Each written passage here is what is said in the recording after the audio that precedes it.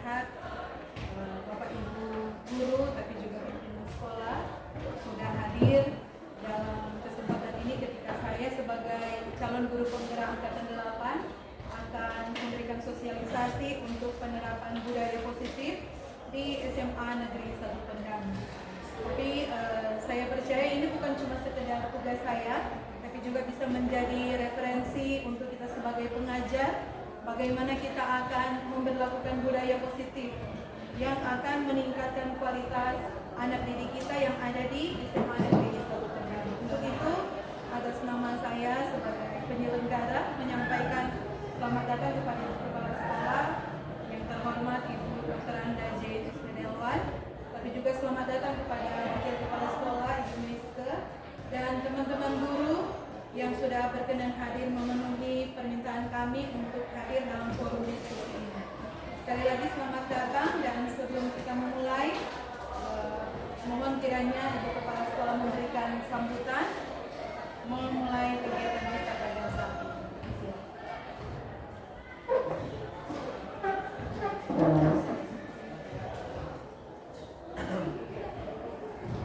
Selamat siang, Shalom, salam sejahtera untuk kita semua. Assalamualaikum warahmatullahi wabarakatuh.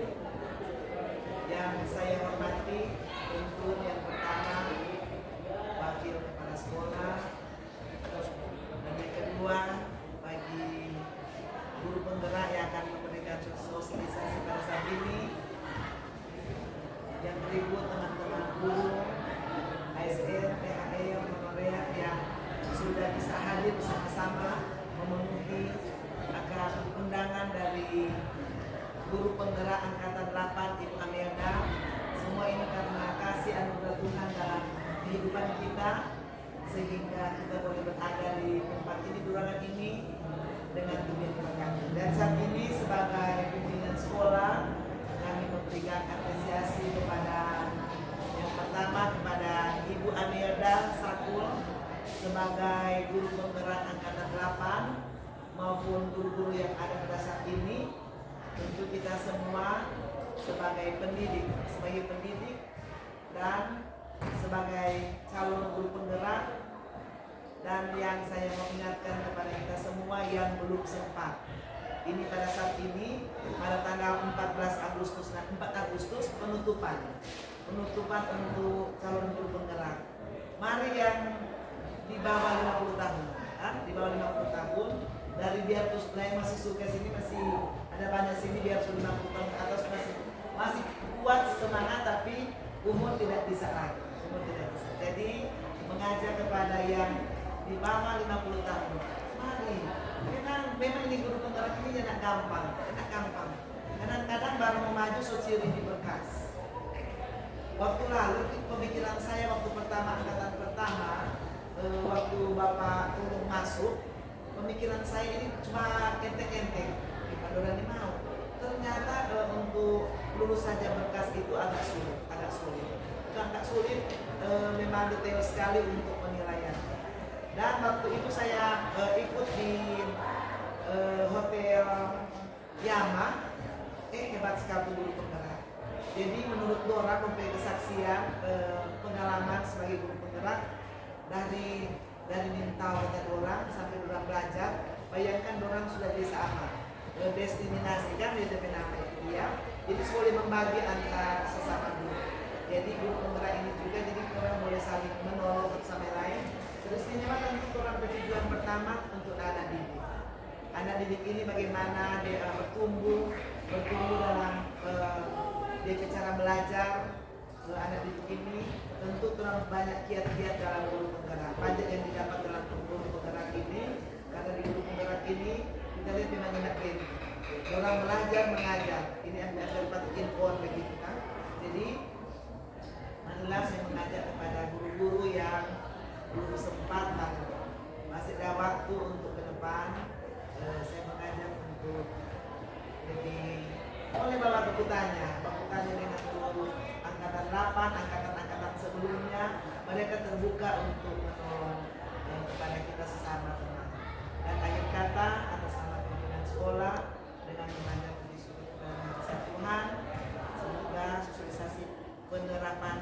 budaya positif di SMA Satu Manado ini boleh terlaksana dengan baik. Ini semua karena tugas dan tanggung jawab kita sebagai guru.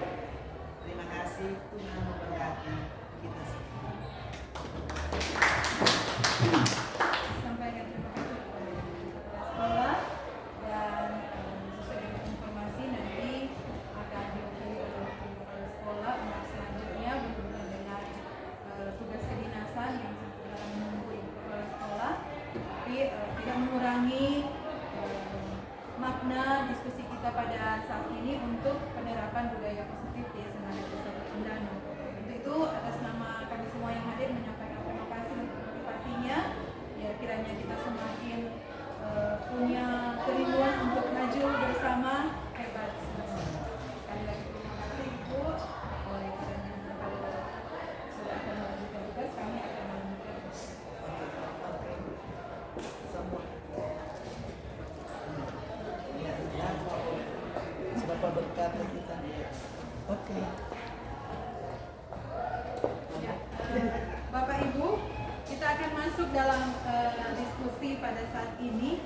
Tapi karena kita sudah selesai untuk jam ke-8, pasti ada apa ya? Mungkin akan merenggangkan sedikit dulu otot-otot. Boleh ya Bapak Ibu ya? Mari kita berdiri. Kita speaking dulu Bapak Ibu. Yang tahu ini pasti Ibu Dina tahu.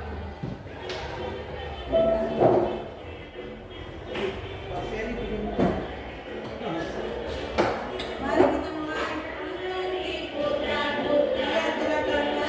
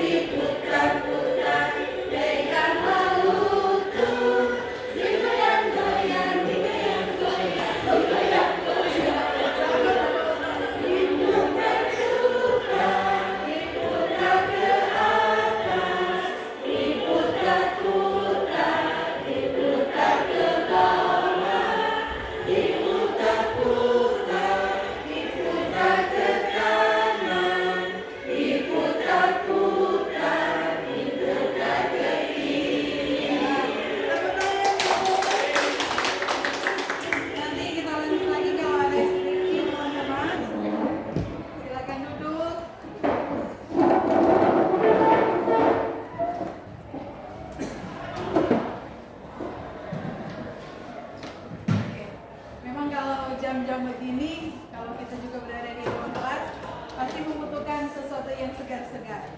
Dan salah satu cara yang boleh kita lakukan di dalam kelas, kita buat ice breaking, bisa dengan musik, ataupun juga bisa kita lakukan dengan cara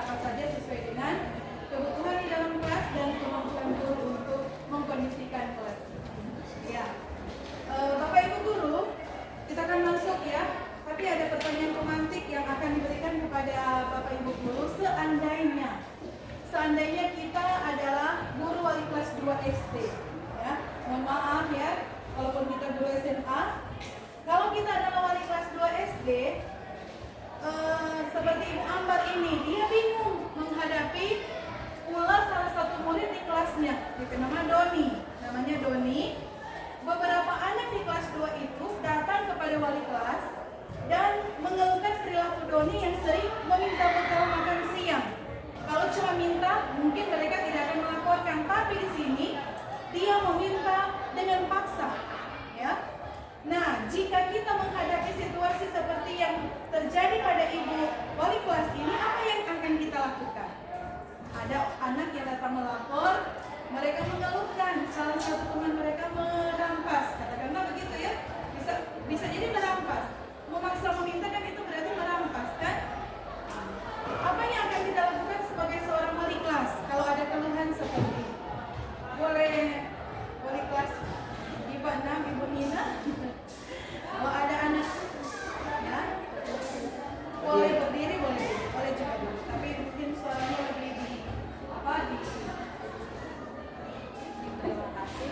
Kalau saya akan bertanya terlebih dahulu untuk mengklarifikasi si Doni ini kenapa harus merampas bekal pemilik teman-temannya. Apabila kan ada kemungkinan bahwa Doni ini mungkin tidak diberikan bekal dari rumah atau memang orang tuanya tidak memberi uang untuk itu. Apalagi anak SD yang psikologinya adalah mereka lebih suka yang penting kenyang dulu baru nanti masalah ke belakang.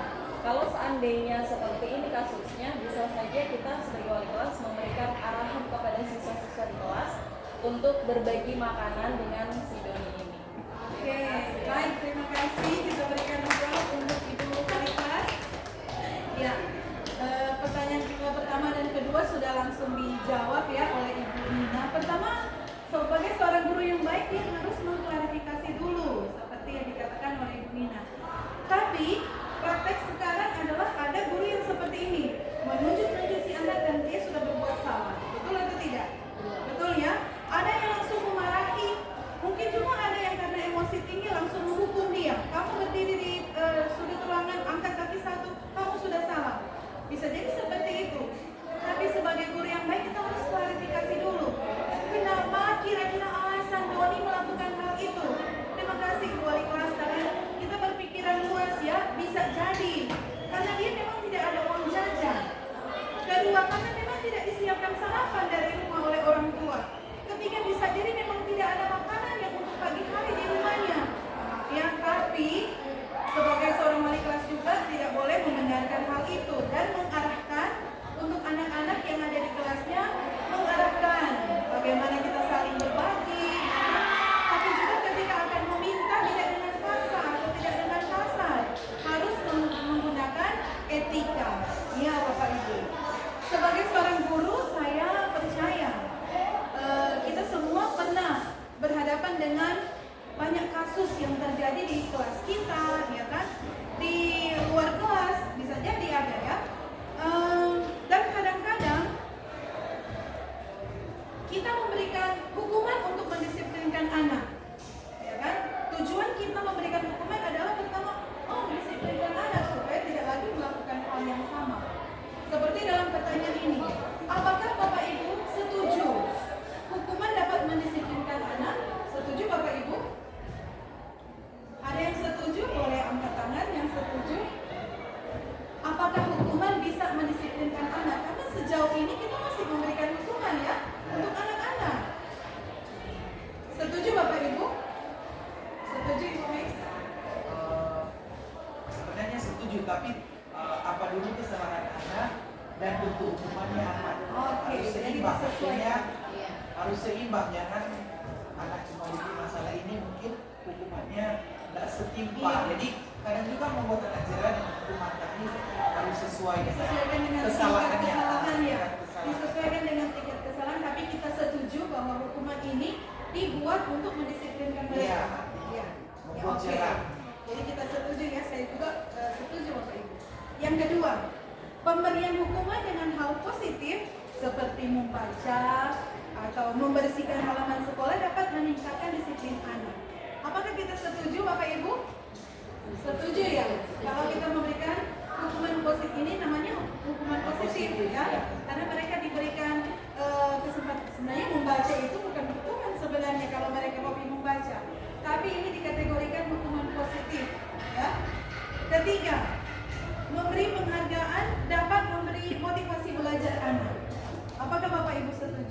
Kalau di kelas misalnya kita berikan reward, ya, memberikan penghargaan.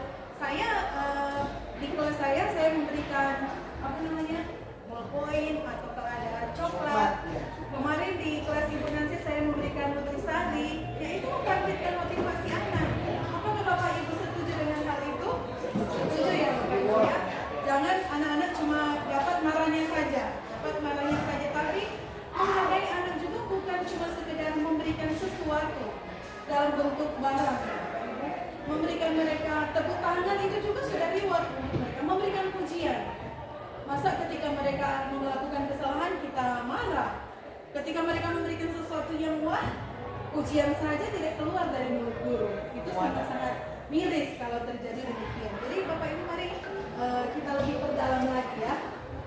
Nah, selanjutnya di sekolah kita sudah ada visi dan misi Bapak Ibu. Dan visi dan misi ini juga sudah kita revisi beberapa waktu yang lalu berkaitan dengan akreditasi. Ya. Dalam lingkungan positif seperti apa sebenarnya yang kita butuhkan untuk menerapkan budaya positif di sekolah ini? Ini menjadi suatu hal yang bergejolak dalam hati kita sebenarnya. Seperti apa sih lingkungan yang akan menerapkan budaya positif di sekolah kita? Padahal itu sudah ada visi dan misi, ya kan? Ada target. Visi dan misi itu adalah tujuan target sekolah kita, mewujudkan sekolah yang unggul, berkarakter, cerdas, berbudaya lingkungan, dan global berdasarkan Pancasila dan berwawasan nasional. Ya. Jadi sebenarnya budaya positif itu adalah pembiasaan. Jadi budaya positif itu sebenarnya adalah pembiasaan yang bernilai positif. Jadi kalau ada pembiasaan yang bernilai negatif bukan budaya positif ya. Budaya positif yang saya terapkan adalah ketika saya duduk di sekolah sebelum jam apel, bukan sebelum jam pertama ya, sebelum jam apel, dan memberikan salam kepada anak-anak di pintu gerbang. Menurut saya itu adalah budaya positif. Dan itu saya biasakan. Bukan cuma sekedar supaya saya dihargai oleh pimpinan sekolah, tidak. Bukan supaya saya tidak di-cross di daftar hadir karena terlambat, tidak. Karena lahir dari motivasi dalam diri saya, internal saya, bahwa itu adalah hal positif yang bisa saya biasakan. Ya, ketika saya datang sebelum jam apel menyambut anak-anak di gerbang sekolah, melihat mereka dengan senyum gembira, tiba di sekolah dengan selamat, kita sapa mereka juga sangat senang ternyata ketika bersalaman dengan bapak ibu gurunya. Ya. Kemudian selain pembiasaan yang bernilai positif, di dalamnya itu berisi sejumlah kegiatan yang mampu menumbuhkan karakter murid. Seperti yang saya contohkan tadi Bapak Ibu. Apakah ketika kita memberikan salam di pagi hari akan menumbuhkan karakter murid atau tidak? Bisa kan? Mereka juga akan saling memberikan salam sebenarnya. Bagaimana mungkin kita mengharapkan anak-anak kita ya membiasakan menyapa guru, menyapa teman-temannya kalau kita tidak memulainya dengan memberikan teladan? Itu budaya positif. Memang harus ada pengorbanan, harus bangun lebih pagi dari pengumuman. Tadi bunyinya lebih dulu dari saya. Tadi saya check in, saya di daftar hadir 6.34 kalau saya ingat. Ibu Nina dulu. Karena ada yang datang di bawah 6.30 ternyata.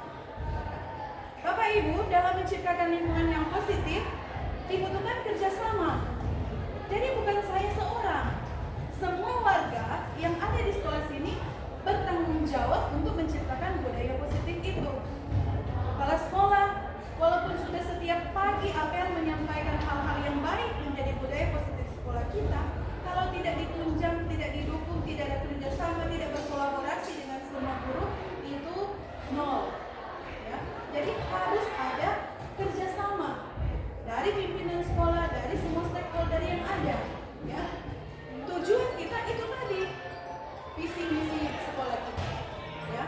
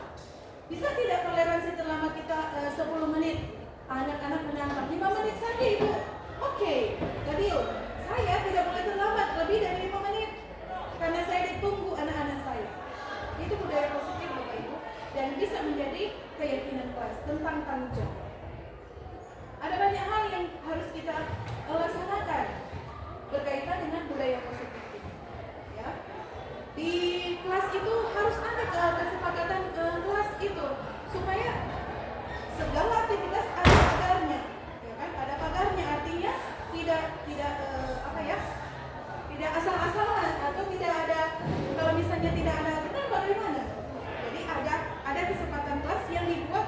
Ini Bapak Ibu guru wali kelas yang hadir ada beberapa.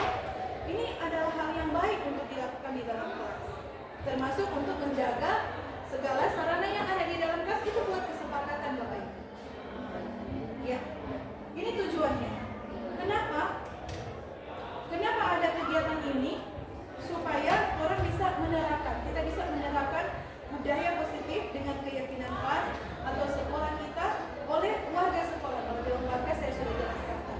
Kedua, kita bisa mewujudkan pembelajaran yang berpusat pada peserta didik. Banyak guru yang masih tradisional, konvensional. Ya, kenapa? Karena masih seperti cara lama. Menganggap hanya guru yang paling tahu, itu salah. Saat ini kita pembelajaran adalah berpihak pada murid, apalagi kurikulum merdeka. Kita melibatkan anak dalam proses ini dan bahkan mereka diajar berpikir kritis. Saya sebenarnya kalau kurikulum 13, kurikulum merdeka ini tidak capek-capek lagi, karena yang akan mencari, menganalisis materi adalah anak-anak kita, tapi kita mendampingi, jangan mereka salah arah. Tujuan pembelajaran itu harus dijelaskan Bapak Ibu dalam kelas. Tujuan pembelajaran saya tadi buat kesempatan di kelas. Anak-anak tujuan pembelajaran hari ini. Bisa dimengerti tujuannya? Bisa Bu? Bisa dicapai? Bisa. Ini bukan cuma sekedar bilang. Jadi tujuan pembelajaran itu disampaikan dan dijelaskan. Kalau toh di dalam kelas itu ada anak yang tidak bisa mencapai tujuan yang mungkin ada 2 hari ini, jangan marah anaknya Bapak Ibu. Karena mungkin memang kemampuannya cuma sampai di tanggal 1. Karena kurikulum merdeka kita apa? Kenapa berpihak pada murid? Mengakui bahwa semua anak yang ada di dalam kelas tidak memiliki kemampuan yang sama. Berdiferensi. Ada perbedaan, apalagi untuk kimia, dan apa? Akuntansi di kelas saya. Bahasa Inggris, luar biasa mereka akan memahami matematika, apalagi bahasa Jepang. Jadi kita biarkan anak-anak berkreasi dengan minat dan bakat yang mereka miliki. Dulu kita berantakan bahwa murid kita seperti lembar kertas putih. Dulu ya, tabula rasa. Goresan-goresan itu yang digoreskan oleh guru akan menentukan mereka akan jadi apa. Tapi ternyata filosofi Ki Hajar Dewantara bilang apa? Sejak lahir anak-anak itu sebenarnya sudah ada ya minat bakat yang akan ditebalkan oleh guru-gurunya. Kita guru-guru berfungsi untuk menebalkan. Yang menebalkan berarti memang sudah ada ya Bapak Ibu. Nah, proses penebalan itu harus berpihak pada murid. Harus berpihak pada murid. Kalau misalnya anak itu tidak mau ekonomi, jangan paksakan Bapak Ibu.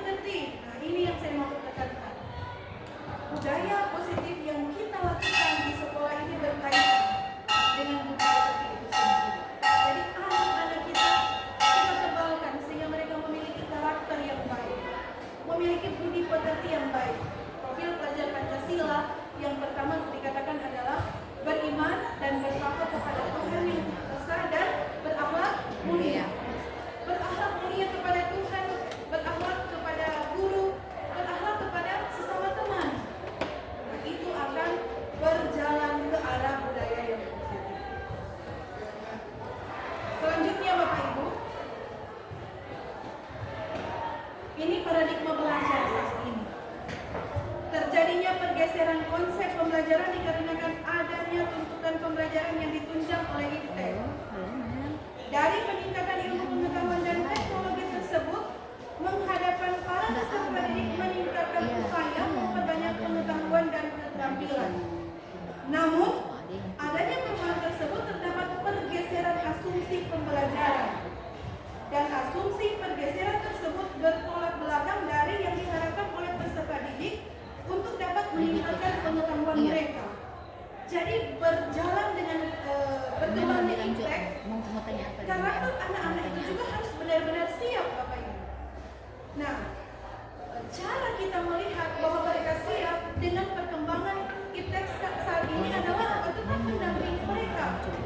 Ketika kita telah menanamkan budaya positif karakter yang baik kepada anak-anak, maka mereka tidak akan menyalahgunakan ilmu pengetahuan teknologi yang sudah ada pada zaman mereka saat ini. Ya, saya kalau di kelas saya tidak selalu mengizinkan mereka memegang handphone. Itu hanya dikondisikan ketika mereka akan mencari materi misalnya atau mencari referensi lain, ya. Karena memang kita juga tidak bisa menahan mereka karena memang mereka sudah ada pada zaman ilmu pengetahuan dan teknologi yang semakin canggih, bukan seperti zaman kita lahir, ya. Kita kalau mau cari referensi harus ke perpustakaan.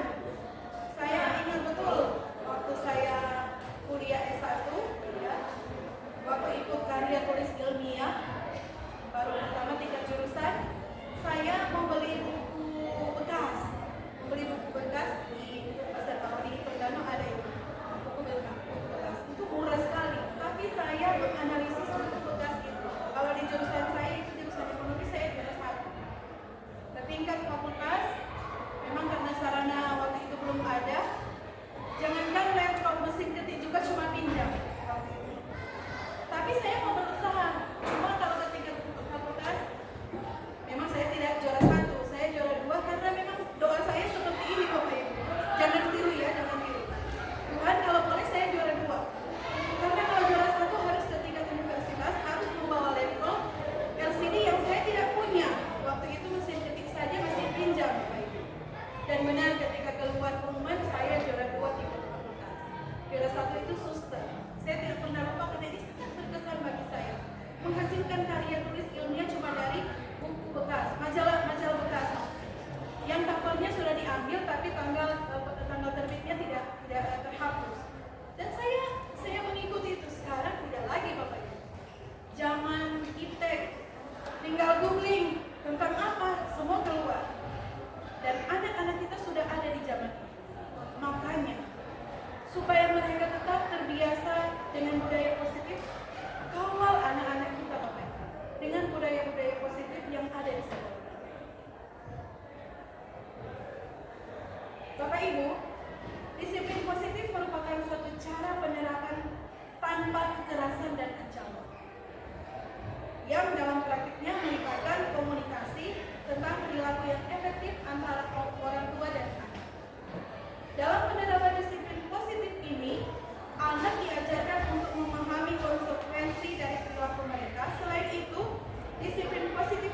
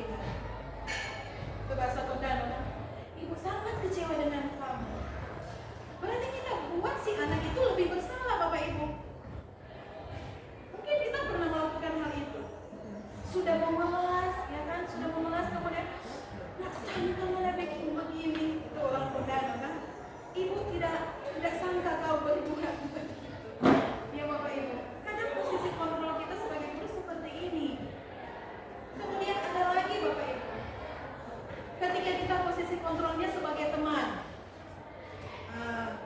Kadang ketika melihat masalah, mereka begini, sudah apa-apa, nanti deh ibu kamu tolong mau selesaikan dulu. Sudah tidak apa-apa, nanti ada bapak. Bapak pasti akan menyelesaikan masalah. Akibatnya apa teman-teman? Suatu saat ketika dia buat kesalahan dan bapak ibu guru tidak bantu, mereka akan mengatakan apa? Sonda Kubeki itu bagus banget. Karena apa? Merasa tidak dibela. Posisi kontrol guru adalah sebagai teman saja. Ini juga tidak baik bapak ibu. Kalau kita superhero, setiap saat si anak mendapat masalah kemudian kita ada di tempat itu ya, it's okay. Tapi kalau tidak, ketika dia butuh perlindungan kita tidak ada. Kapan dia akan mendengar kata lagi seperti yang bapak ibu ucapkan padanya? Senang ada ibu. Itu kan posisinya sebagai seorang teman bapak ibu. Ya, itu juga kurang baik. Posisi kontrol yang keempat adalah pemantau. Jadi kalau pemantau, pemantau mengawasi dari jauh saja. Oh dia salah. Oh dia tidak pakai seragam. Dia cuma memantau dari jauh. Karena kita seperti itu menganggap oh kalau teman seragam itu ada pembina OSIS, ada wakil kesiswaan. Kita sebagai pemantau saja. Yang terlambat dicari wakasis gitu. Jangan ya bapak ibu, karena kita seperti tadi dikatakan bahwa harus didukung oleh semua warga. Terakhir, posisi kontrol sebagai seorang manajer. Nah, manajer perusahaan itu, kalau saya kaitkan dengan ekonomi, dari planning, organizing, equating, dan controlling dia terlibat. Jadi dari awal perencanaan sampai mengevaluasi, memberikan solusi seorang guru itu terlibat. Ya. Jadi kita harus menjadi manajer untuk anak-anak kita. Ya. Bisa dengan kalimat seperti ini. Apa yang kalau kita dari awal memang sebentar akan ada praktek ya Bapak Ibu. Jadi kita harus seperti tadi Ibu Ina katakan. Dari kita mengklarifikasi masalah itu, mencari tahu apa alasannya, ya kan? Mencari tahu alasannya itu bukan berarti langsung satu alasan saja, bisa jadi ada beberapa informasi yang harus memperkuat ya alasan kita akan memvonis anak itu. Bukan untuk memberikan hukuman, tapi kita memberikan solusi. Dan kita buat kesepakatan memberikan keyakinan kepada anak itu agar supaya dia juga mampu mencarikan solusi untuk permasalahannya sendiri. Ya, jadi dari posisi kontrol yang kita bahas ada 5 ini, mari kita introspeksi diri. Kita pernah melakukan yang mana? 1, 2, 3, 4 atau 5. Ya, karena kita tidak lepas dari permasalahan yang dihadapi oleh anak. Nah, kenapa ada keyakinan kelas Bapak Ibu? Tadi saya sudah sentuh sedikit. Karena keyakinan kelas itu merupakan salah satu disiplin positif yang bisa kita terapkan dalam membangun budaya positif di sekolah kita. Dan dengan adanya keyakinan kelas di setiap kelas, diharapkan dapat mewujudkan tujuan pembelajarannya. Ada manfaatnya Bapak Ibu ketika kita buat keyakinan kelas. Dan izinkan, berikan kesempatan kepada anak-anak kita untuk menyampaikan apa yang akan mereka lakukan. Jangan semua cuma dari guru. Catat keyakinan kelas 1, bla bla bla 2, bla bla 3. Tidak ya, kita libatkan anak-anak kita untuk mencari kesepakatan, karena yang akan melakukan itu adalah anak-anak dan guru. Ya, berikan kebebasan kepada anak-anak untuk menyampaikan, dan itu disepakati bersama. Saya sampai voting kemarin. Setuju? Yang setuju angkat tangan. Yang setuju. Kalau cuma satu orang yang tidak setuju, arahkan. Jangan bilang, oh cuma kamu yang tidak setuju. Tidak akan didengar. Tidak juga ya Bapak Ibu. Sampaikan alasan. Oke, Bapak Ibu, saya sudah pernah pegang ini. Segitiga restitusi. Ketika kita melakukan segitiga restitusi ini, anak tidak akan menjadi pendendam. Anak tidak akan merasa disalahkan. Anak tidak akan menjadi menganggap guru itu teman, ya kan? Yang tiap saat ada dengan dia. Tidak ya Bapak Ibu. Segitiga restitusi ini akan jalan keluar ketika anak-anak itu mendapatkan satu masalah. Nanti sebentar kalau masih ada waktu saya akan tampilkan video restitusi saja. Video segitiga restitusi. Ya. Ketika anak-anak kita menghadapi masalah, pertama kita harus melakukan apa? Kita menstabilkan, ini tidak terlalu terbatas sayangnya. Kita menstabilkan identitasnya. Tapi jangan di depan kelas Bapak Ibu. Misalnya kalau ada anak terlambat, atau ada anak yang tidak fokus belajar hari ini, atau ada anak yang melakukan kepada temannya di dalam kelas, jangan diselesaikan di saat belajar Bapak Ibu. Cari waktunya, mungkin istirahat, ya, tidak lama juga. Ketika kita panggil anaknya, ya kan, kita cari dulu suasana yang bagus ya Bapak Ibu. Kita menstabilkan identitas. Untuk menstabilkan identitas ini kita bisa berkata begini, supaya anak tidak akan merasa bersalah. Buat pendekatan, kamu tahu kenapa ibu panggil di ruang guru ini? Kita menstabilkan. Oh iya Bu, saya tadi melakukan kesalahan ini. Kan? Kamu tahu itu salah, jadi kita menggali supaya dia merespon dengan baik. Iya Bu, saya tahu itu salah. Kamu yakin bisa menyelesaikan ini? Ya kan, kalimat-kalimat ini kan seorang manajer mengarahkan supaya siswa juga bisa mencari solusi. Ya, kemudian setelah kita menstabilkan identitasnya, dia mengakui bahwa memang dia melakukan kesalahan ya dalam hal ini, kita validasi tindakan yang salah itu. Artinya kita memberikan penguatan kepada anak yang melakukan kesalahan. Pasti seperti tadi kasus Doni, bisa jadi Doni mampu melakukan hal yang lebih parah dari itu, bisa jadi ya. Bisa jadi juga Doni melakukan yang biasa-biasa saja. Jadi kita validasi kesalahannya. Kita harus buat keyakinan bahwa sebenarnya ini anak ini bisa melakukan yang baik, ya. Dan mungkin alasan dia melakukan itu karena sesuatu yang sangat mendesak. Dengarkan dia, validasi tentang kesalahan. Banyak guru yang cuma sampai mendengar anak memberikan pengakuan, anak memberikan siap salah. Tapi sebenarnya kita harus tiba pada segitiga restitusi yang ketiga, yaitu menanyakan keyakinan. Ini intinya Bapak Ibu. Setelah kita menstabilkan identitas, kita validasi tindakan yang salah, ketiga guru tidak boleh lupa harus menanyakan keyakinan. Apakah kau bisa memperbaiki kesalahanmu? Itu harus Bapak Ibu. Jadi ketika mereka terlambat, terlambat lagi, cabut rumput. Jadi bukan seperti itu lagi kalau kita akan membudayakan budaya positif. Apakah saya begitu kalau di depan saya tahan. Ada dasi, ada B. Boleh pakai? Boleh. Silakan. Ada dasi, ada Bu, ada tertinggal. Solusinya apa? Besok saya tidak akan lupa lagi. Jadi menggali ya, dan menanyakan keyakinan supaya besok pasti akan membawa untuk dasi atau menggunakan seragam. Ya Bapak Ibu. Selanjutnya saya punya kasus ya Bapak Ibu. Saya punya kasus. Kalau kasus pertama itu sudah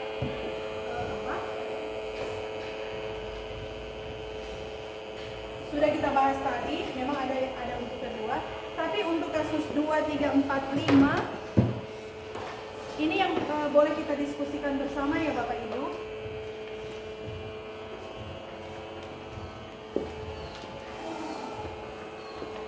Nanti sebentar saya akan minta partisipan ya. Bolehkah yang, karena ini ada 4 yang harus kita, berarti di depan sini Ibu Marlin, Ibu Meiska, Ibu Nina, kasus nomor 2. Bapak John dan Ibu Rena, kasus nomor 3. Lalu Bapak Ferry dan Ibu ini, kasus nomor 4. Ada 5 kan? Dan terakhir Ibu Geo, Ibu Nancy dan Ibu Enda, kasus nomor 5. Mungkin saya berikan waktu sedikit ya untuk baca, karena saya pikir ini pernah terjadi di sekolah kita. Tidak susah untuk memberikan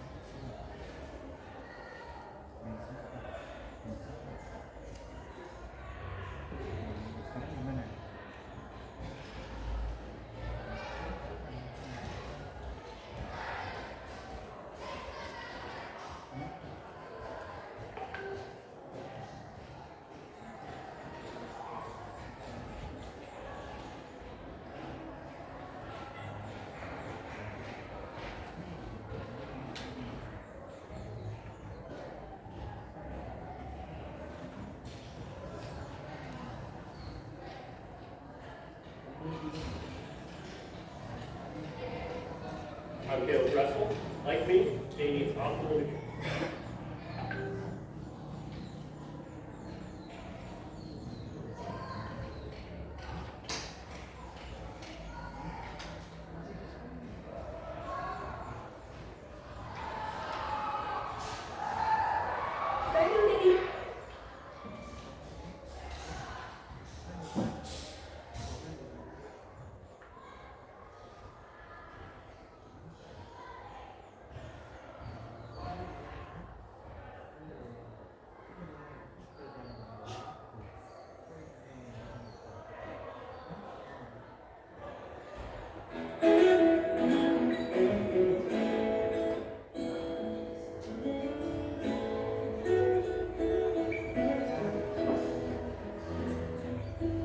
Kita tinggal 3 menit.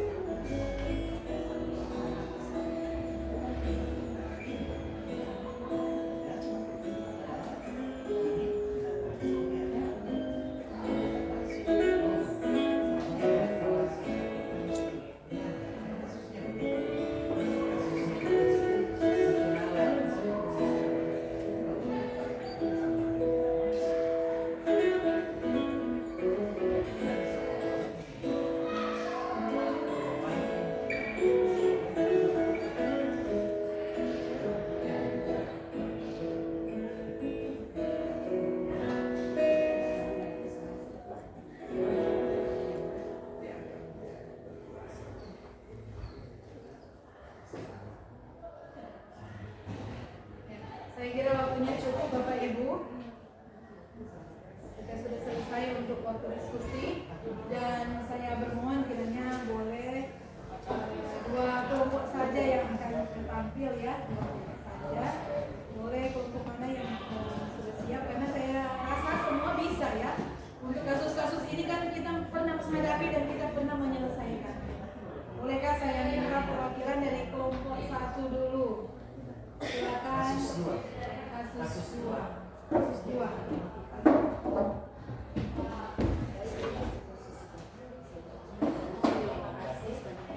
Setelah membaca, menimbang, dan meninjau kasus 2 ini, ada kekeliruan dalam merasakan obat dari yang sakit.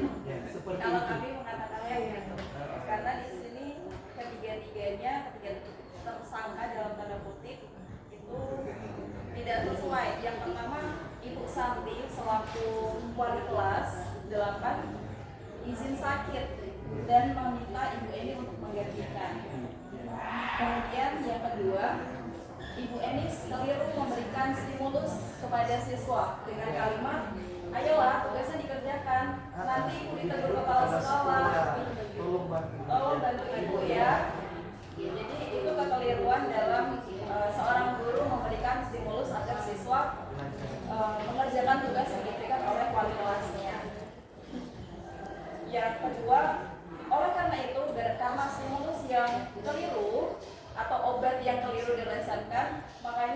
siswanya malahan ngejelitin, ibu santai aja bu. Jadi mereka malahan tidak mengerjakan tugas dan asik ngobrol. Keesokan harinya,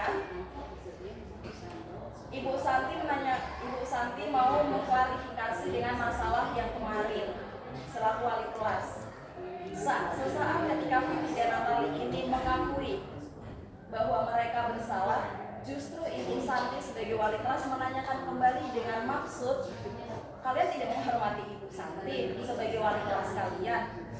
Padahal di sini seharusnya mereka Ibu Santi membimbing untuk sama-sama mengklarifikasi dengan Ibu Eni, bukan justru malah mendoktrin kepada dua siswa ini, kalian tidak menghormati saya sebagai wali kelas kalian, seperti itu. Jadi oleh karena itu pola pikir atau mindset dua siswa ini jadi mengarah kepada perilaku mereka tidak sesuai dengan keyakinan kelas yang dibangun oleh Ibu Santi sebagai wali kelas. Terima kasih. Oke, kita berikan aplaus untuk kelompok 1, luar biasa ya. Dan memang kita melihat kasus ini seperti kita ada di dalam kasus ini ya Bapak Ibu, dan kita langsung akan berekspresi. Kenapa baru seperti ini? Ya kan? Tidak seperti yang saya mau lakukan sebenarnya. Seharusnya tidak begini ya Bapak Ibu. Memang itulah tujuan kita diberikan kasus ini, untuk memecahkan ini. Satu lagi ya Bapak Ibu, karena kita juga dibatasi dengan waktu, boleh Bapak John untuk kasus nomor kedua ya. Oke. Ketiga maksudnya kelompok 3. Terima kasih Kelompok 2 atas kasus 3. kesempatan yang diberikan. Setelah kami berdua baca kasus tersebut, memang menarik sekali dengan apa yang dilakukan oleh Pak Lukman. Dalam kasus itu, sikap apa saja, posisi apakah yang diambil oleh Bapak Lukman? Nah, setelah kami berdua sepakat bahwa yang dia lakukan adalah dia punya sikap yang otoriter, karena dia pikir dia sebagai penguasa ditugaskan di dalam sekolah untuk melaksanakan tugasnya. Itu dia sebagai otoriter melaksanakan tugas. Dia tidak pikir apa yang terjadi, dia laksanakan tugasnya. Kemudian yang kedua, bila Pak Lukman mengambil posisi seorang manajer, apa yang akan dikatakannya? Pertanyaan-pertanyaan seperti apa yang akan dilakukan ke Sabrina. Saja pertanyaannya, mengapa salah pakai sepatu? Sudah tahu sepatu hitam, kenapa pakai coklat? Dan apa ada masalah terhadap Sabrina ini? Masalah pribadikah atau masalah keluarga? Nah, itu pertanyaan-pertanyaan yang dia tanyakan. Kemudian yang ketiga, kira-kira bila Anda adalah kepala sekolah, nilai kebajikan apa yang ingin dituju oleh peraturan harus berwarna hitam. Jadi kebajikan apa yang ingin dituju? Kalau kebajikan itu sama dengan kebijakan. Kebaikan. Kalau kebaikan, sebagai kepala sekolah dia panggil Sabrina. Dia katakan, Sabrina, coba kamu pakai sepatu saya yang hitam ini. Kata pas. Silakan Sabrina pakai. Itu kepala sekolah menunjukkan kasih kepada seorang siswa karena sudah melanggar aturan. Kemudian yang kedua, bagaimana Anda menyikapi langkah yang diambil oleh Pak Lukman mengenai kasus tersebut? Tentu saja kepala sekolah harus memberikan pembinaan kepada Pak Lukman supaya dia tidak berbuat lagi seperti apa yang dia lakukan kepada Sabrina. Terima kasih. Oke, kita berikan aplaus Bapak Ibu. Bahkan di kasus nomor 2 kita diminta berpikir kalau kita jadi kepala sekolah ya. Kalau kita jadi kepala sekolah kan pengambil keputusan. Tapi di sini nilai kebajikan apa yang ingin dituju oleh peraturan harus berwarna hitam. Jadi nilai apa sebenarnya yang terkandung ketika anak-anak diminta untuk seragam, menggunakan sepatu hitam, menggunakan pakaian sesuai dengan hari yang ditetapkan. Jadi ada nilai kebajikan sebenarnya ya. Dan sudah dijawab oleh kelompok 2. Nah, sebenarnya saya hanya akan meminta 2 kelompok saja, tapi saya menghargai untuk yang sudah membahas. Bolehkah Bapak Ferry untuk kasus yang keempat diutarakan, karena saya melihat ini sudah sangat siap. Silakan Bapak Ferry, dan yang terakhir di belakang mungkin Ibu BP atau Nancy mewakili orang kelompok. Jadi ini kan kasus terhadap yang dialami oleh Ibu Dani sebagai guru bahasa Inggris. Bisa jadi kalau dilihat dari pertanyaannya, sebagai posisi kontrol apa yang diambil Ibu Dani dalam pendekatan terhadap Fajar. Jadi mungkin sebagai guru bahasa Inggris mau menanyakan atau menyelidiki si Fajar ini apakah dia suka dengan pelajaran bahasa Inggris atau tidak. Karena kalau dia dari kasus ini, dia juga ogah-ogahan, dia hanya tidur-tiduran, dia maju ke depan malas-malasan, sampai mau menulis pun di depan dia tidak mau. Bisa jadi sebagai guru orang harus cari tahu, jangan sampai si Fajar ini tidak minat di bahasa Inggris, tidak suka dengan pelajaran bahasa Inggris. Nah itu ya. Kemudian membaca sikap Fajar, kira-kira kebutuhan apa yang diperlukan oleh Fajar. Nah mungkin ini sebagai guru ya perlu bimbingan konseling mungkin terhadap Fajar ini, karena pelajaran bahasa Inggris kan ini untuk semua, jadi boleh dikatakan wajib juga, bukan cuma untuk teman-temannya, dan dia juga harus menerima. Sehingga kalau toh memang dari hasil bimbingan konseling ternyata dia memang tidak suka, berarti ada pendekatan khusus atau mungkin kiat khusus untuk kepada Fajar ini supaya bagaimana supaya dia suka dengan bahasa Inggris ini. Jadi memerlukan juga mungkin guru bimbingan konseling, guru BK untuk membantu supaya diberikan penjelasan bahwa bahasa Inggris ini penting sekali untuk dirinya sendiri, bukan untuk saat ini saja pada saat dia belajar, tapi untuk masa depan. Kemudian bila mana Ibu Dani mengambil posisi pemantau, apa yang akan dilakukan atau dikatakan olehnya, pertanyaan-pertanyaan apa seperti apa yang akan diajukan. Jadi misalnya contohnya pertanyaan, apakah kamu tidak suka belajar bahasa Inggris, itu kan ditanyakan. Lalu apakah kesulitan-kesulitan yang Fajar alami kalau belajar bahasa Inggris, mungkin dia tidak tahu berucap, tidak bisa menulis, nah itu kan harus ditanyakan. Kemudian keempat, apabila Anda adalah kepala sekolah di sekolah Fajar dan mengetahui hal ini, bagaimana tindak lanjut Anda? Jadi mungkin kita bisa menghubungi orang tua, memanggil orang tua, diberikan penjelasan bahwa ternyata di sekolah Fajar dalam pelajaran bahasa Inggris begini, suka atau gimana. Nah mungkin supaya orang tua juga sebagai banyak pembimbingannya di rumah waktu dengan Fajar bisa membimbing lagi, memberikan pengertian dan memberikan penjelasan, di samping kerjasama dengan pihak sekolah sebagai struktur. Nah ini kan kolaborasi lah orang tua. Ya mungkin itu. Ya. Oke, ada tambahan dari Ibu. Ini kelompok 3 ini. Poin nomor 2, kira-kira kebutuhan apa yang diperlukan oleh Fajar? Kalau menurut saya kebutuhan kasih sayang. Ya, karena kebutuhan dasar manusia selain pakaian secara fisik, dia juga merasa diterima dengan rasa nyaman dengan guru tersebut. Jadi mungkin di luar pembelajaran, Ibu Guru Dani boleh komunikasi secara pribadi dengan Fajar. Ya, kasih kesempatan lagi. Terima kasih. Oke, luar biasa kelompok 3. Terima kasih Bapak Ferry dan Ibu Dini. Kita berikan aplaus. Yang terakhir, ini yang pemegang pemegang laboratorium kasus, karena guru BP banyak berhadapan dengan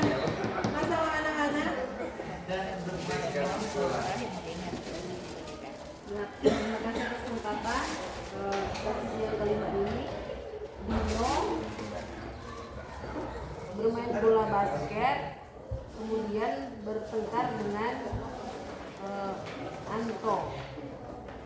Posisi kontrol apa yang telah dipraktikkan oleh kepala sekolah Ibu Suti, yaitu posisi kontrol manajer.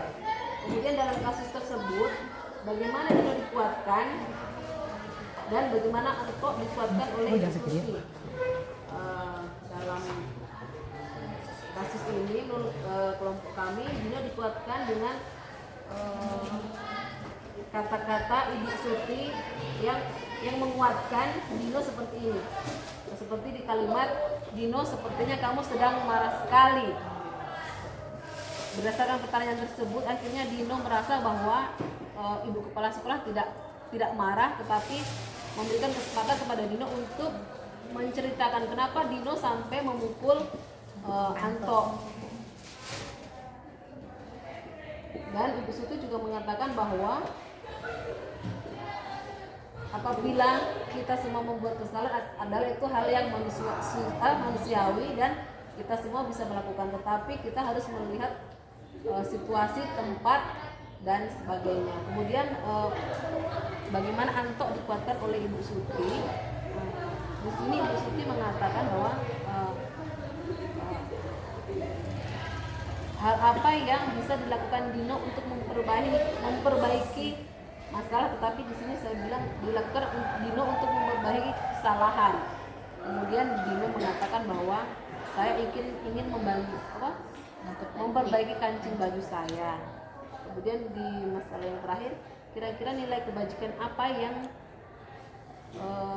dapat diketahui dalam kasus ini. Nilai kebajikan tanggung jawab dengan cara memperbaiki kesalahan dan belajar. Karena Dino berkata, ibu saya tidak tahu menjahit. Dari masalah ini akhirnya Dino belajar dari hal-hal yang tidak tahu menjadi tahu. Demikian. Oke, terima kasih Ibu Endang sudah berikan dari diskusi hari ini kelompok kecil ya, jumlah 10 orang, tapi membahas 4 kasus luar biasa, memang cemerlang sekali. Dan saya bisa memberikan satu kesimpulan ya, bahwa tiap kita memang memiliki tanggung jawab. Mereka adalah anak-anak kita, ya. Dan kalau mereka menghadapi masalah, kita ada di dalamnya untuk bersama mencarikan solusi. Ya. Jangan melihat mereka sebagai orang lain, tapi mereka adalah anak-anak kita. Sehingga karakter yang sementara dibentuk untuk mereka nantinya akan mereka manfaatkan ketika mereka mencapai masa depan mereka, ya Bapak Ibu. Dan kita perlu bersyukur karena kita ada dalam proses itu. Ketika kita mengembangkan minat bakat tadi, Bapak di kelompok ini ada yang bilang, anak yang tidak tahu pelajaran ini jangan kita paksakan harus pada saat itu. Tapi kalau mungkin ya Bapak Beni kita berikan pengertian, lama-lama ini akan mencintai pekerjaan itu kan, bisa jadi setiap tahun nanti. Tapi kita sebagai guru punya punya kesempatan ada dalam proses itu, maka kita bersyukur. Dan terima kasih Bapak Ibu untuk kehadiran kita saat ini. Atas nama pribadi saya sangat bangga memiliki teman-teman guru di SMA Negeri 1 Tondano yang luar biasa berpikir ke depan untuk kemajuan anak-anak kita. Dan untuk mengakhiri sesi ini nanti akan disimpulkan oleh Wakil Kepala Sekolah Ibu Meske, sekaligus juga karena kita menerima pelayanan ala kadarnya, nanti akan ditutup dengan doa sekaligus dengan doa makan oleh Ibu Meske. Disilakan. Bapak saja.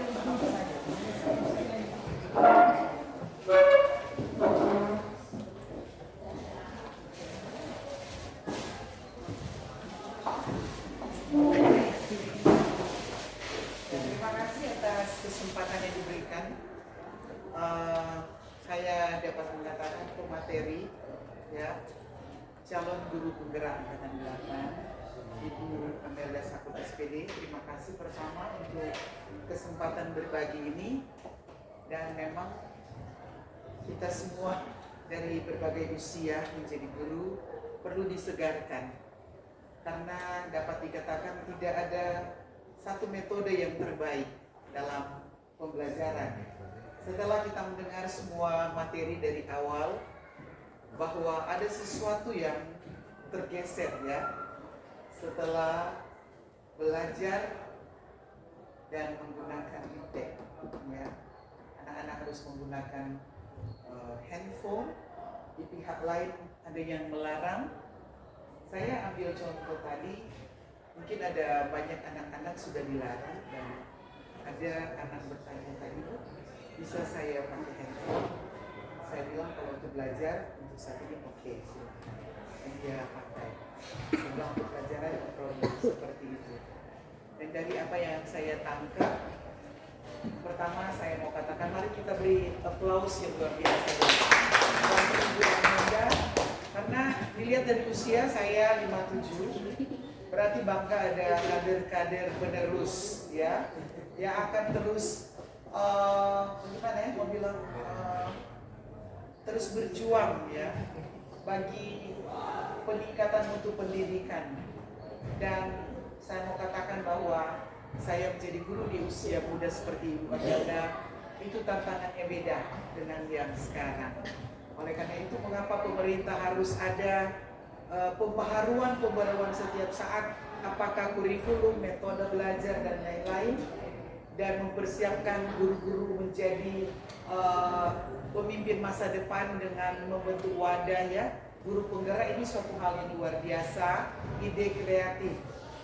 Maka kalau Ibu Amanda sudah mulai ini, maka dari dalam dirinya sudah ada suatu gerakan yang nurani kita untuk, aduh, kiamat orang tidak bergerak ya, harus bergerak. Kalau tidak sekarang kapan lagi ya, seperti itu. Kalau tidak sekarang kapan lagi dan siapa?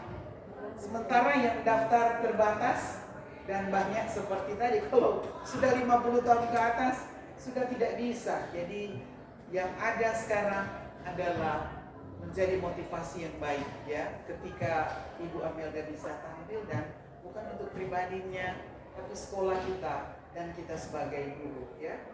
Saya beberapa hal yang ditangkap tadi, bahwa yang paling pokok pertama bahwa sebagai guru kita harus melihat banyak hal dari sisi psikologi ya.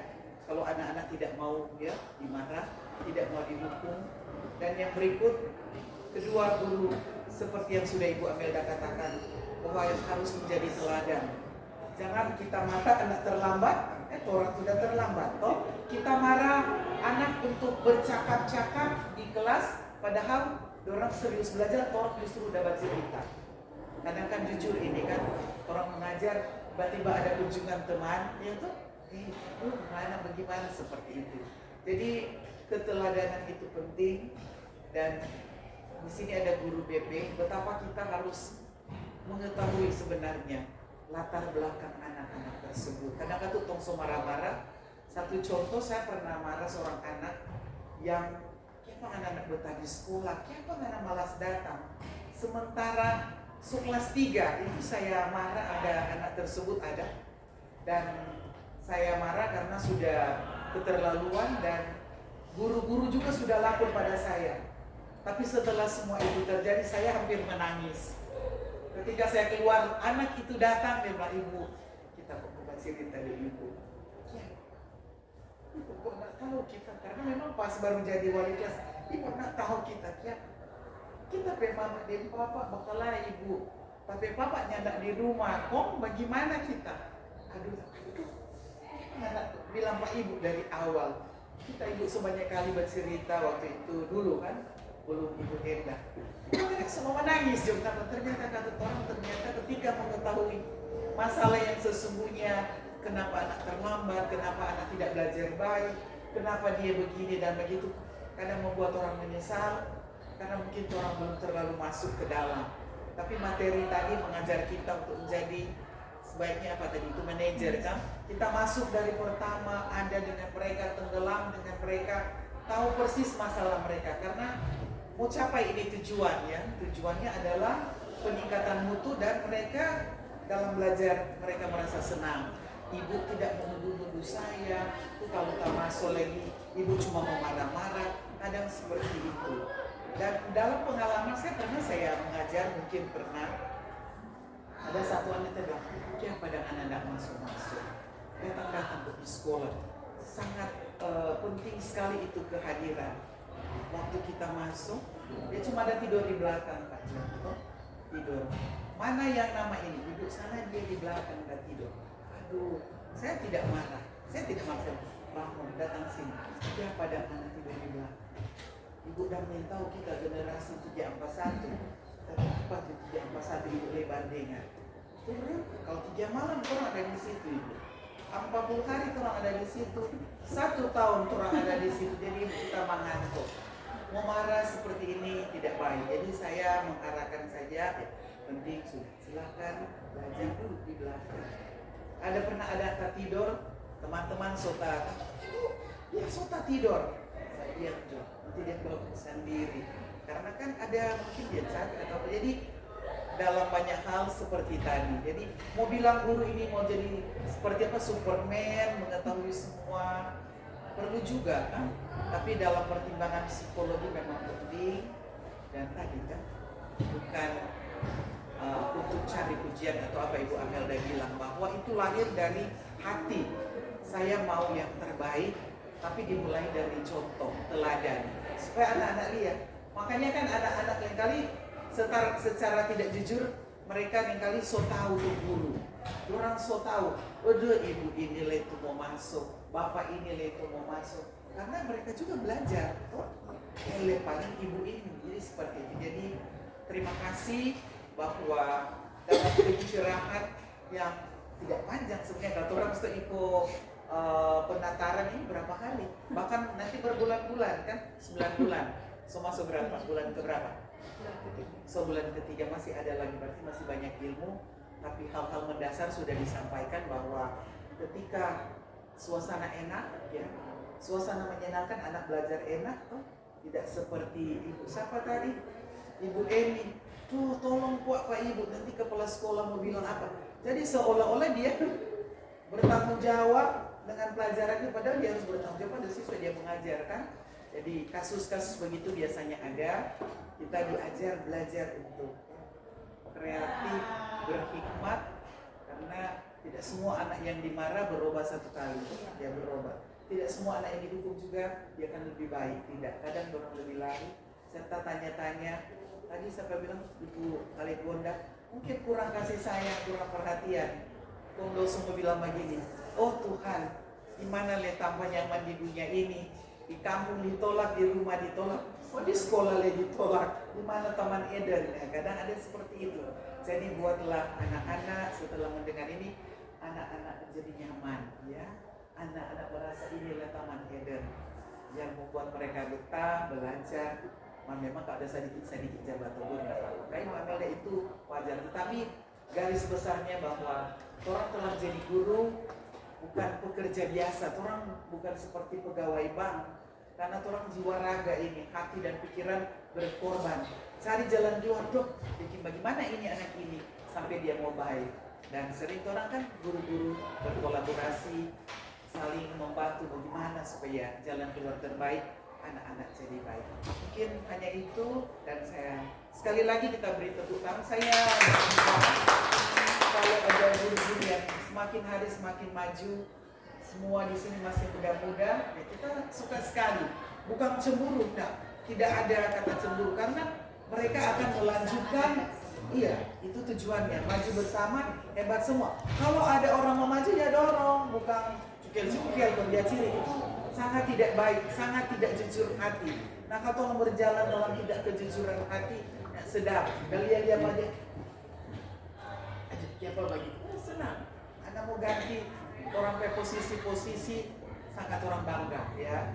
Karena sama yang tadi bertambah usia, ya, Ibu Nina bilang, oh bertambah usia berarti semakin ya, ya. Oke, terima kasih Bu Amelda, banyak selamat, terima kasih sudah membawa anak baik SMA kan. Ketika dia bertarung bersaing, saya dengar-dengar Ibu Amelda harus belajar logat-logat dialek baru, menyesuaikan dengan peserta yang lain, yaitu orang pakai bahasa Manado nak tembus-tembus, jadi harus menyesuaikan bahasanya, bahasa Indonesia semakin baik, dan kami mendukung ya, karena apa yang sudah diusahakan, kami mendukung dalam doa. Ibu Amelda akan menjadi guru penggerak sampai dia dipakaikan seragam dan kalung mungkin pada waktunya disematkan, yaitu mendukung mulai dari tahap bawah sampai naik-naik. Tuhan memberkati. Bacaan hari ini Anda akan dipilih untuk menjadi kepala bukan menjadi ekor. Ya, di mana itu Ulangan 28. Tuhan memberkati kita semua. Kita semua diberi potensi karena dari sini kita diberkati dengan berkat-berkat gaji, sertifikasi dan berkat-berkat lain. Tuhan memberkati. Terima kasih. Mari kita berdoa untuk acara yang sudah selesai dan makan siang. Terpuji nama Tuhan karena Tuhan baik. Tuhan telah menetapkan dan merancang kami dengan pribadi-pribadi yang unik dan luar biasa. Semua Tuhan kami pakai dalam pekerjaan, dalam tugas kerja, tapi dalam pelayanan kami. Tujuannya adalah untuk hormat kemuliaan nama Tuhan, dan kami mau untuk bersama-sama dengan pemerintah mewujudkan visi pendidikan Indonesia, mencerdaskan kehidupan bangsa, bertakwa, beriman dan berakhlak. Terima kasih untuk diseminasi yang sudah dilakukan oleh yang terkasih Ibu Amelda Sakut SPD sebagai calon guru penggerak angkatan 8 dari Minahasa, dan dia adalah guru kami di SMA Negeri 1 Tondano, wakil kepala sekolah, urusan kurikulum. Banyak potensi yang Tuhan taruhkan pada dia. Satu hal kami rindu, dia tetap sehat dan kuat. Dia mampu mengatur setiap waktu yang Tuhan berikan bagi pekerjaannya, bagi aktivitas lain, termasuk juga bagi keluarga dan bagi pelayanannya. Terima kasih Tuhan, kami menerima banyak hal baru, memberi motivasi baru bagi kami, penguatan bagi kami. Kami percaya bahwa semua yang Ibu Amelda sampaikan akan menjadi radiasi yang kuat bagi kami semua, tapi bagi guru-guru yang masih muda, untuk mereka semangat. Mereka akan melakukan yang terbaik untuk mereka menggapai apa yang mereka dambakan, bagi keluarga, bagi pribadi, tapi juga bagi siswa-siswa yang menjadi tujuan semua kerja dan aktivitas kami di sekolah ini. Terpuji nama Tuhan karena saat ini Ibu Amelda telah menyiapkan makanan untuk kami makan bersama. Kau kuduskan berkati, memberi kuat sehat baru dari dalamnya, dan kami berharap hari ini memberi damai dan sukacita bagi kami. Ada kuat baru, ada semangat baru, ada hal-hal yang indah dari Tuhan. Jika kami akan kembali ke rumah kami masing-masing, berjumpa keluarga kami. Shalom dari Tuhan menyertai kami, dan bersyukur untuk kegiatan ini boleh selesai. Kami akan makan menyambut berkat ini dengan penuh syukur dalam nama Tuhan Yesus. Amin. Paling akhir bolehkah ada di depan untuk foto bersama?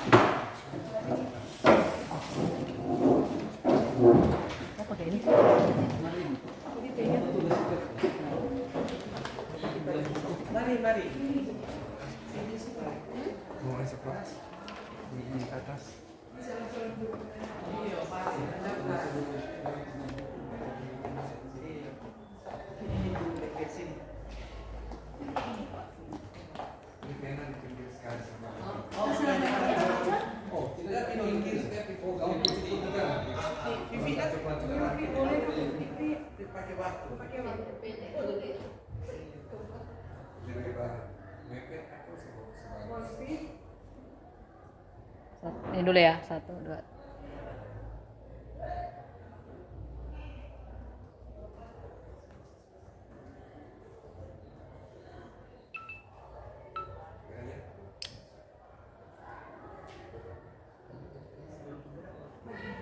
Oh, guru penggerak. Iya, kiri pegang kanan. Tapi jangan tutup muka. Iya,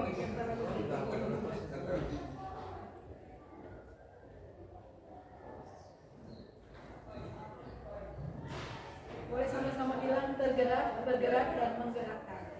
1, 2, 3. Tergerak, bergerak, dan menggerakkan. Terima kasih semuanya. Silakan menikmati.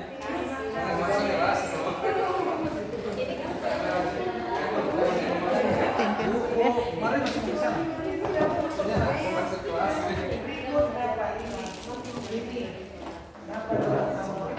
Thank you. Masuk kelas. Terima kasih ya semuanya. Vivi, selamat Vivi. Anak berikut Vivi Iya,